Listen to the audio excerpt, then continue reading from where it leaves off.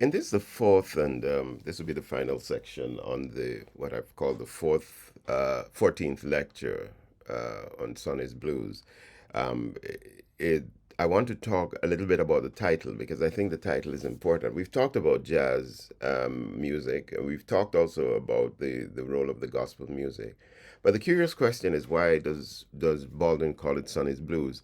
The reference to the title, it takes place at the end of the story, and it's when Sonny is playing in the club.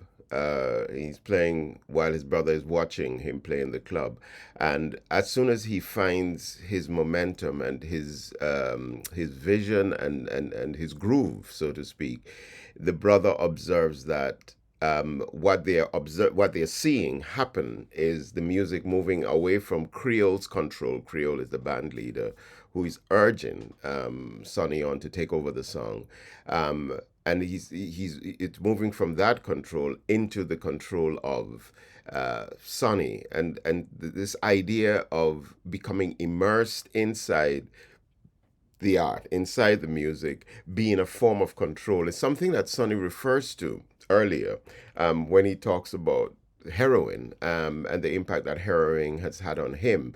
And even though he recognizes that the heroin is destructive and that the heroin was something that he did not want to be addicted to, he did explain that there is something about being so fully immersed in the moment and maybe excluding all other things from you that you finally feel as if you have a little bit of control in the world. A tragic statement, but in that moment, Sonny's brother observes that what has happened is this music that they're playing becomes Sonny's blues. So the interesting question then is, why would you call a jazz piece Sonny's blues? But of course, one of the interesting things about jazz music, especially jazz music in its early days, and particularly during the bebop era, was the ways in which a term like the blues was understood as a kind of thematic focus of a jazz composition. And in a sense, many of these jazz musicians would take blues songs and transform them into jazz expressions while maintaining the spirit and the heart of the blues. And we've talked about the blues in the past and talked about the qualities that make the blues the blues. And in a sense, there's a way in which you can connect this idea of the blues, not just for what Sonny is doing in that moment, but for the entire story.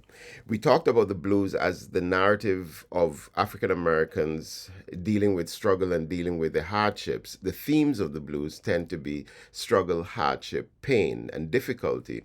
And in a sense, the entire story, and it's a narrative, it's like the blues is like, I'm telling you the story of my pain, I'm telling you the story of my life. So there is the narrative. And typically in the blues, at the center of the narrative is a single individual, an individual facing the wider world, not a community as much as an individual facing the wider world. But the music that the individual creates becomes communal in the way that it's received, but there's a leader that's carrying it. There's a woman or a man who is carrying the blues and therefore telling their story through the blues. It's a beautiful articulation of the function of the lyric, meaning the articulation of the self, and yet the communal, the public, the ways in which the lyric also can become a kind of a kind of communal expression. And in a sense, this is what is happening. So there is that line that the story that we see, Sonny's story, is being told. Sonny, as the individual struggling against the world, is being told. The annals of story, of Sonny, the tales of Sonny, the adventures of Sonny, so to speak. But there's also another aspect to the blues, which is that the blues is not simply the expression of pain and struggle, a scream of woe and struggle, but the sublimation of pain and struggle through the expression of beauty. So as Sonny is discovering his own sound and creating something beautiful, there is a way in which by creating music out of struggle, you're actually resisting struggle, you're actually fighting struggle, you're actually taking control over struggle.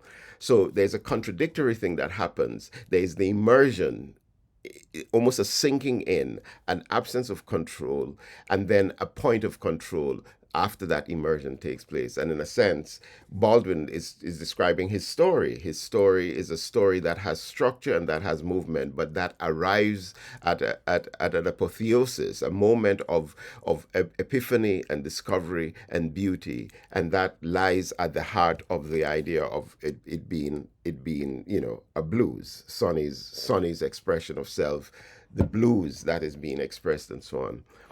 Finally, when we think of the moment, that final moment in the story where they are in the club and Sonny is playing this music, what Sonny's brother observes is that Sonny has now become a kind of priest, a kind of leader, and it's like the function of the artist. The artist goes through their struggle, the artist goes through their hardships, but in their hardships, in their expression of their hardships, they lead those who are observing, those people who are in the community, into a discovery of their own hardships and into a discovery of their movement away from that hardship. And there's the function of the artist. And there's the function of the blues singer. There's the function of the blues at the heart of it.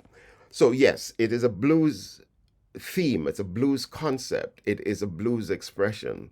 It is the expression of it's almost saying these are Sonny's stories, these are the annals of Sonny, these are the adventures of Sonny, and yet at the same time it is rooted in an African American tradition.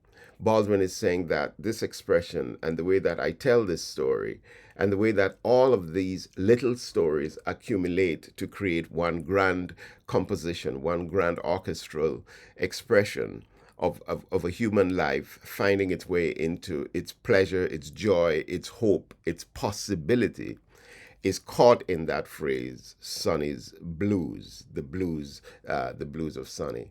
We'll come back to the blues throughout this course, certainly when we look at another writer who claims absolute affinity and an aesthetic connection with the blues, namely August Wilson. We'll return to the way in which the blues becomes a framework for understanding African American art and African American thought. And I just wanted to point out that there is no sort of separation between, no contradiction in calling a piece, a jazz piece, a blues. It would be like calling a jazz piece a nocturne, or a nocturne in blue. It would be like calling a jazz piece an aria. It is using it as a kind of allusion to the inner structure and the inner intention of the musical piece. And yet it's still jazz because of its improvisatory nature and because, of course, it retains the long tradition of the jazz piece. So this is how we'll end this discussion of Sonny's Blues. A fantastic story, and I think you should have great opportunities to not just write about it, but to write your essay about it if you so desire.